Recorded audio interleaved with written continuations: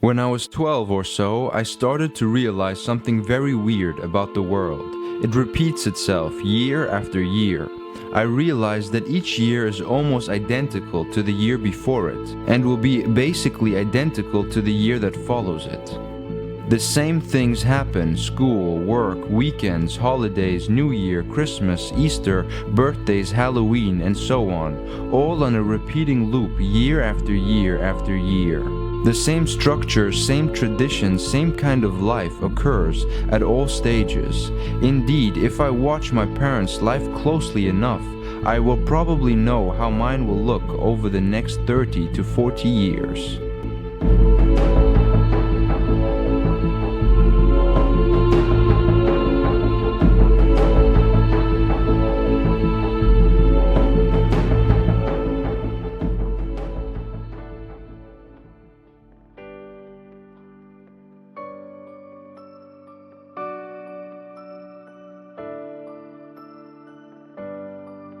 I started to question this deeper, as it seemed so dull to me to do the same things every year.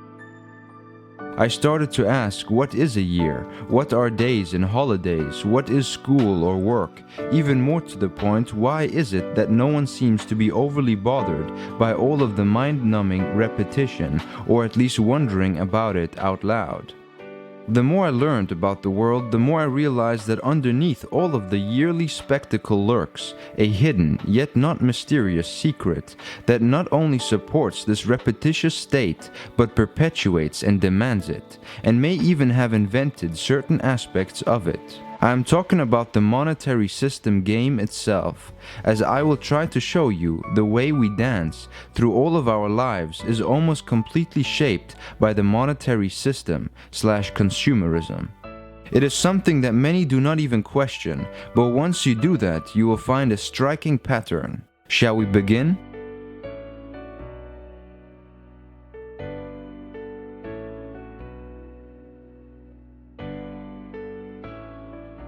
First, what is a year, a day, a minute, and a second? We all seem to agree that this is 2016, close to 2017, but what are these date-based concepts accounting for? If we analyze fossils, rocks, or the overall world around us with scientific precision, we will see that the universe came into existence some 13.8 billion years ago. Earth formed around 4.6 billion years ago, complex life around 500 million years ago, and anatomically modern humans around 200,000 years ago. 50 to 30,000 years ago, humans migrated to the Americas, Australia, Asia, and other parts of the world. Just pause for a moment and think about the fact that today there are around 1 billion people in North and South America, a place where there were no humans just a relatively short 30,000 years ago. Quite interesting. 11,000 or so years ago, the first complex societies started to develop. From that point on, humans have tried to make sense of the world more seriously, mainly for their own benefit. In order for them to have control over their lives, they first had to understand how the environment works. They noticed some patterns in the weather and the sky, tracking the moon, stars, and some planets that they also thought to be stars at that time. They could begin to predict the weather. That has proven to be a major advantage. Think about the fact that they could now establish a far better agricultural system and better prepare for the times to come. This entire obsession with tracking time has turned into the days, months, years, and clocks that most of us still respect and use to this day. To delve into how calendars came into existence is quite a challenge. However, it seems that when there was no internet connection, as it was for those living 8,000 years ago, this was not that hard. At various times there were 10 months to a year, or 5 to 10 days to a week, or no weeks at all. They were all invented by observing the celestial bodies and fine-tuned over millennia, sometimes to fit a religious agenda, or just a societal acceptance, or just to be practical enough to be able to help predict the future. An interesting thing happened around 1500 years ago when someone decided to reset time to start with the birth of Christ, a very well-known figure that had influenced many religions at that time. Basically, if we look at today's year, it tells us that Christ was born 2016 years ago, and this is how we, or the vast majority of us, came to use this notion today. So we say that this is the year 2016, and this is also why some have found themselves confused with AD or BC extended notations. BC simply means before Christ, as a reference to the years before this figure was born, including the time of dinosaurs and single-cell organisms as well. While AD stands for Anno Domini, a Latin phrase meaning in the year of our Lord, referring to the year of Christ's birth. These are the religious marks that have remained with us to the present, although using such notation shamefully hides the immensity and importance of the billions of years in which trillions of stars have fusion ignited, planets have formed, and life has evolved. If we were to take one truly important moment to start our notation of years for human societies, I suggest it should be either 3.6 billion, around the time when Earth's first living cells came into existence, or maybe the moment humans begin wandering from Africa toward other parts of the world, the event that has led to the societies and the development we see today. In any case, I think there are far more important moments to mark the year notation and give it a truly scientific importance. As silly as this might sound to you, years, months, weeks, days, etc. are just human inventions that only some people consider normal, and although useful for certain scientific domains and certain periods of time, may no longer be as meaningful or useful as it used to be.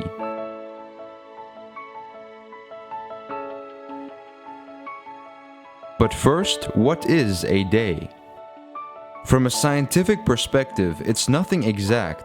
While Earth spins around its own axis and orbits around its closest star, the Sun, various wavelengths of light from the star reach our planet. Since Earth has a spherical shape, only about one half of the planet is inundated with different wavelengths of light from the Sun, while at the same time, the other half is only slightly inundated by wavelengths from other stars and planets further away. A small band of these wavelengths are detectable by our eyes, visible light. We see because some of this visible light reflects off of mountains, flowers, walls, other people, etc., and enters our eyes. We call this daytime. On the dark side of Earth, what we call nighttime, we see much less clearly, since the light from other stars is much weaker due to the light sources, stars, on that side of the planet being many light years away. When there is a full moon, however, more sunlight reflects off of the moon and back to the dark side of Earth, allowing us to see much better. If our eyes were able to detect other wavelengths, day and night might not be any different to us, or the difference would be much less detectable or different in a completely new way. This is one of the reasons why the notion of a day is mostly a human concept that relies on some imprecise patterns in reality, as the Earth's rotation around its axis and orbit around the Sun is not that exact. Since these patterns, day and night, are based directly on the light we are able to see, it's important to recognize that they are made important only because we inject importance into them. There are many other patterns in nature that we do not use: magnetic fields, climate variance, star positions, sunspots, etc., either because we just do not use them, simply as that, or because they may not be useful for our perceived needs in today's society, and or for us as individuals, perhaps because they are not as easily detectable for us, or not regular enough. A year is an imperfect orbit of Earth around the Sun, and a day is an imperfect rotation of Earth around its own axis. Both can be very useful in certain domains. However, the way we interpret them at a societal level may be far too obsessive. A day is also broken up into hours, minutes, seconds, and even smaller units, tick-tocking regular motions within a certain popular mechanism. These units have been perfected to keep the tick-tock less influenced upon by external forces such as movement, pressure, and gravity. Until 4,000 years ago, people did not have any notion of minutes or hours. Can you imagine that? Are you able to imagine going through a day without its smaller divisions, hours, minutes, and seconds? Interesting. A very simple method was used to divide the day into smaller parts. They basically put a stick in the ground and calculated how the shadow casted by the stick moved at daytime. At one point, they decided to divide a day into 12 equal parts. This division reflected Egypt's use of the duodecimal system, where the importance of the number 12 is typically attributed either to the fact that it equals the number of lunar cycles in a year, or the number of finger joints on each hand, 3 in each of the 4 fingers excluding the thumb, making it possible to count to 12 with the thumb. Since they didn't have artificial light readily available, they regarded night as completely separate from day, and the length of their day's hours were different from one weather period to another. Summer hours were made longer than winter. At one point, they started to measure time in the nighttime using stars, and it just happened to be that they used 12 stars to mark this. So 12 divisions for the day plus 12 more for the night provided us with a 24-hour day. For thousands of years, hours did not have the same length. It's only recently, 600 years ago, that hours were widely adjusted and accepted to have a fixed length. The 24-hour day became the most adopted system, although there were other systems in use back then that could have been used to create the global concept of hours. However, some of those other systems were used to develop minutes and seconds. One of such systems was the sexagesimal base 60 system. 60 is a well-suited number for dividing time into smaller units. For example, 1 hour can then be divided evenly into sections of 30 minutes, 20 minutes, 15 minutes, 12 minutes, 10 minutes, 6 minutes, 5 minutes, 4 minutes, 3 minutes, 2 minutes, and 1 minute.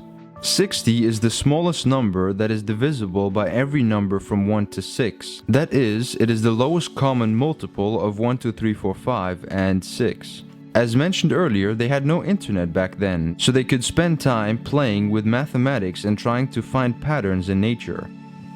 Some 2,000 years ago, whilst developing the system for longitude and latitude to map Earth, people used the same sexagesimal system to build it, and while dividing the longitude parts into smaller parts for better accuracy, using 60 smaller parts, then dividing each such part into 60 other parts again, they happened to call the first division of longitude lines as partis minutae primae, and the second one as partis minutae secundae. Now others got inspired to use the same notation for keeping time and divided each of the 24 hours into 60 more parts, calling them minutes, and then these new parts into 60 others, calling them seconds. That's how minutes and seconds got invented, as a notation inspired from mapping the Earth with lines, all in a sexagesimal system. Remember, this was 2,000 years ago when people could not use hours as a fixed timescale throughout all periods of the year. To add even more to the point, the concept of minutes and seconds were not well adopted until around 400 years ago. Before that, various clock displays only divided hours into halves, thirds, quarters, and sometimes 12 parts, but never by 60. In fact, an hour was not commonly understood to be the duration of 60 minutes. It was not practical for the general public to consider minutes until mechanical clocks that actually displayed minutes first appeared, some 200 to 300 years ago. What is interesting is that we are still using these old notions to keep track of time, and often humans have struggled to adapt these old notions to fit our modern scientific instruments and knowledge. For instance, in 1967, the second was redefined as the duration of 9,192,631,770 energy transitions of a cesium atom. Get that? Me neither. Apparently, in order to keep atomic time a better tick-tock from nature, in agreement with astronomical time, leap seconds must occasionally be added. Thus, not all minutes contain 60 seconds. Some rare minutes occurring at a rate of about 8 per decade actually must contain 61. So over the past 8,000 years or so, random ideas that have mutated through inspiration, need, mathematical beauty, or religious and societal context have turned into what we now call a year, a month, a week, a day, an hour, a minute, or a second. Understanding the history of these notations is highly important to be able to properly analyze what they really stand for. Today, these tick-tock notions seem to have grown into something completely and utterly crucial to all of us. We do not control them, they control us. When we sleep and for how long, when and how often we eat, when we relax and when we are productive, are no longer casual, emergent events, but instead have been turned into very carefully scheduled ones. It's true that the tick-tock we currently use has exhibited tremendous power in predicting future events, even billions or trillions of years from now, and with such great accuracy that we can predict future solar eclipses within a 1-second margin of error. But why are we so obsessed with tracking time for our daily lives, and what is the benefit? 8 hours labor, 8 hours recreation, 8 hours rest is something that one person with quite a lot of power in society said some 200 years ago, and his model is still widely adopted today. So how do most people spend each year? Here are the figures represented in full, seen as continuous days with no time off. The average worker is roughly 80 days at work, 122 days sleeping, 9 days just watching commercials, 5 days cleaning, 11 to 12 days cooking, 20 days driving, around 2 days stuck in traffic, just waiting, and 15 days shopping. Students spend about 50 days at school, not counting homework, 122 days sleeping, 9 days watching commercials, 2 days stuck in traffic, and 15 days shopping. So for workers, on average, 256 out of 365 days are fully dedicated to either sleep, work, cooking, cleaning, shopping, or traffic. For students, it's around 200 out of 365 busy days. Again, what I mentioned is showing compressed, fully dedicated time, no breaks. Now think about the fact that these are rough estimates of how you spend your time each year. The numbers can go significantly higher if we also calculate the time you spend waiting in lines or for buses, extra hours at school, overtime at your job, waiting for a package or for your kids to arrive home from school before you can leave the house, and plenty of other small things directly related to the monetary system lifestyle. Imagine how all of the hours mentioned would change if you were not obliged to a job or forced to attend an educational system that is completely obsolete, or if the transportation system was efficient and automated so you can enjoy the ride rather than fighting traffic, or if you didn't have to spend so much time shopping, cleaning, or cooking, or be subjected to any obnoxious commercials ever. Let's analyze this more closely now and see how relevant structures like school or work are, and how time has become more than a ruler, it has become the rule. The typical school schedule is a pure invention, driven by the culture's need to create workers. I was in school for 15 years and spent a lot of time doing nothing, not even paying attention to the obsolete classes. I would just sit there in the classroom waiting for the class to end. That happened to everyone I know, with no exceptions. We were punished if we arrived late, and we were not allowed to leave the classroom early even if the teacher had finished the course. On occasions when the teacher could not be there, we were still obliged to stay in the classroom for the full duration, 40 to 50 minutes. The teachers were also forced to fully present their curriculum by the clock, as we were forced to listen to it, as if 40 to 50 minutes is enough to significantly teach or learn any kind of subject, including the sports team classes that lasted the same amount of time. Was there any special reason why? No, That was the schedule, and we all had to respect it. If we didn't, the consequences would be financial for the teachers, and a plethora of negative impacts on students, lower school grades, disciplinary measures, things that would create a backlash and tension/stress for both the student and their parents, all out of fear that the student might not finish school or graduate with good grades, jeopardizing his or her future workplace, job, and thus endangering his life within the monetary system. So maybe there was a special reason. Jobs are another must in today's world, and the amount of time we spend at a job is not measured by progress or efficiency, but is a fixed program measured in money. All of the people I know spend some amount of time almost every day at their job doing absolutely nothing, just waiting for the time to pass by and finish their on-the-clock duty. That is such a loss of personal time and only happens because we are ruled by the ruler, time and money. If the job says you have to work 8 hours a day, but you finish your work in 6 hours, you still have to stay 8 hours. If you do not respect the schedule, there are severe punishments here as well.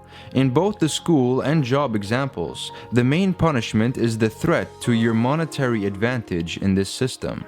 If you lose that advantage, you could lose your life, nothing to eat, nowhere to stay, health problems, etc., or otherwise suffer tremendously.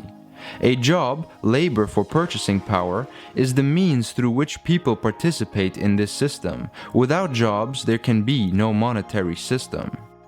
Bus, taxi, subway, and train schedules are synchronized mostly with these two major musts, school and work, reinforcing the system to remain as it is. If work or school hours were to be reduced, transport companies would lose a substantial amount of money.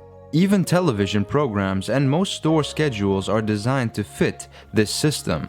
If you want to buy something on a Sunday, you might not find the store open. On a related note, you can probably find a casino open at 1 a.m., but not a pharmacy to access medicine that you might need.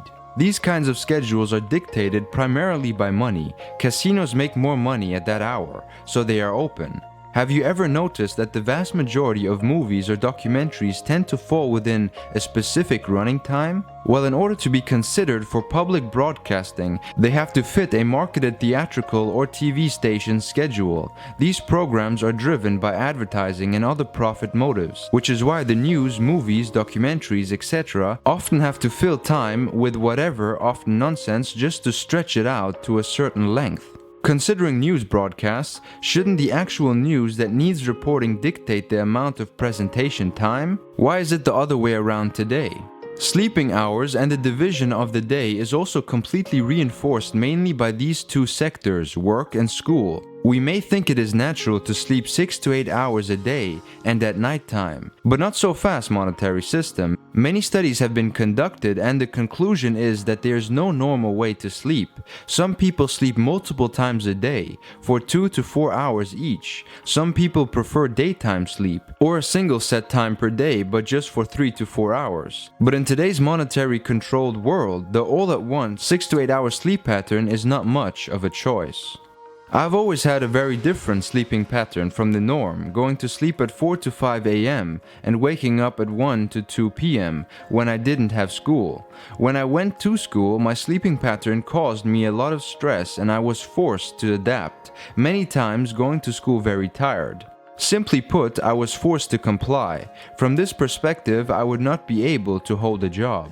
Every time I've had to work side jobs, I arrived at work so tired that I wasn't able to do much work anyway. I am sure many of you are also going through this, forced to adapt to your institution's schedule, and perhaps not well. Although some think that we live in modern tribes and have such a great life, even most basic things like sleep are dictated by our so-called smart and caring society. Many times people have to force themselves to go to sleep at 10 p.m., not because they are sleepy, but only because they have to wake up at 6 a.m. to be on schedule the next day. Maybe there would be no such thing as tomorrow if we weren't obliged to wake up to get to school or work on time. Weekends, vacations, and holidays. These are the breaks from the obligatory school and work institutionalized schedules, but even they are carefully organized and properly shaped by the monetary system. Weekends are often reserved by people for getting some rest after a week's worth of hard days at work/school. So even if 2 days are free every week, they might not be so productive for much more than getting some rest in preparation for the week to follow. On a related note, because school/work has become such a huge focus in their lives, some people I know have no idea what to do with their free time on the weekends. Believe it or not, they get stressed over it. Work/school is so ingrained into their lives that they have no significant life outside of that. Weekends are also a time for shopping, when workers race out to spend the money they worked for that past week. So a big part of weekends is also attributed to shopping. Shopping is a crucial part of the monetary system, without which there could be no monetary system in place. People must be made to buy and consume in order to keep the cycle of money spinning. Vacations are another aspect that have become very consumer-driven. People on vacation tend to buy and use even more stuff. Perhaps it's the mental orgasm they get from it after long periods of working or learning 5 days every week. Of course, this is a huge opportunity for companies to sell even more stuff. Numerous multi-billion-dollar businesses completely rely on these long breaks, although they are not really long at all compared to how much people are expected to work/study throughout the year. Many people book summer vacation trips many months in advance, often hypnotized by special packages, while others feel the need to use that break time to work supplementary hours to make more money. Similar things apply for winter or similar breaks, where people try to schedule them to make sure they get the most out of it, and their schedule is often influenced by advertising and artificial discounts. Religious and other types of holidays have been reduced to decorations and holiday sales on supermarket shelves and agenda/promotions in most business marketing campaigns. Valentine's Day, Christmas, New Year's Eve and Day, Thanksgiving Day, Halloween, Easter, National Tribal Days, people's birthdays, anniversaries, and others have all become more recognized in what is supposed to be consumed. They have become more and more associated with the food that should be served in great, expensive and wasteful quantities at these particular events, or the gifts, decorations, and other objects surrounding the Christmas tree or at someone's birthday. Months before a New Year's celebration, people start talking about the new location where they will celebrate. If you live here, you should go there, and if you live there, you should come over here for the celebration. Weeks before, people's primary preoccupation is with what fancy clothes to wear, which jewelry, how much money to spend, and what restaurant to choose, what car to use to go there, and how else to appear better and or look wealthier than the others who show up there. Restaurants compete for their business with exotic dishes, new age interior designs, and the best music in town, all wanting to sell as much as possible. Expensive to make and dangerous to handle, out-of-this-world fireworks shows make people look up, a rare activity for most, only to see artificially made colorful explosions for a few minutes. A waste of resources? You decide. Come one, come all. The expensive drinks and dresses, uncomfortable clothes, and fake smiles are not to be missed. Sure, this does not happen all over the world, but celebrating such events is definitely influenced in one way or another by money that gives birth to social statuses fancified through objects. Even when it is just your birthday, you expect a cake and definitely some presents. Clubs and restaurants rely completely on consumption as well, and most parties are associated with food and alcohol in most parts of the world. Perhaps it's no wonder why many people prefer to get themselves drugged up after a hard week at work or a stressful week at school. All in all, because we live in a world of forced perpetual consumption and social stratification based on wealth and access, many annual events have become consumption events. From the Christmas tree to gifts, from the more expensive clothes you buy to the alcohol you consume, all of it is projected by culture as normal, just so they can continuously market their products to make a buck, with little regards for human concern. We're not implying that this is a conspiracy between companies to force us to spend more. Much more simply, it's just another part of how the monetary system works. As you probably realize by now, every aspect of your life, when and how much you sleep, when and how much you have to work or learn, when you can relax or get some fun, and overall how you spend most of your life's time, is dictated by an uncaring, wasteful, thoughtless system that is based primarily on perpetual consumption and coercive rules. We consume every year, watching the clock and scrounging for money, all just so that we can do it all over again the next year. Now recall the real value of years, months, weeks, days, minutes, and seconds. Can you see how we have become trained into becoming so obsessed with these measures today? We have become robotized for profit. If I give you $1,440 a day, more than likely you will try to spend all of it day after day to maximize every penny. Well, 1,440 is also the number of minutes you live in a day. What if our time could become the currency that we strive to spend wisely instead? In a society where money or any kind of trade is an obsolete idea, where there would be no trace of the monetary system's rules and perceptions, people will become able to value others for what they are, rather than what they wear. Perhaps the new holidays, events where people gather to celebrate a common purpose, will be when we land spacecrafts on other worlds, when a solar eclipse occurs, and when other amazing natural events unravel. Maybe such future holidays will become more than a moment to celebrate. They could be both a moment to celebrate, as well as a moment for all of us to learn more about the world and ourselves. More than that, perhaps in such a humane system that we describe in detail at tromsite.com, people will not feel the need to be so obsessed with tracking the time. Maybe a year, a month, a week, an hour, a minute, or a second would not exist anymore, at least in the same way they run our lives today. Maybe we will just live, discover, enjoy, relax, be creative, and explore.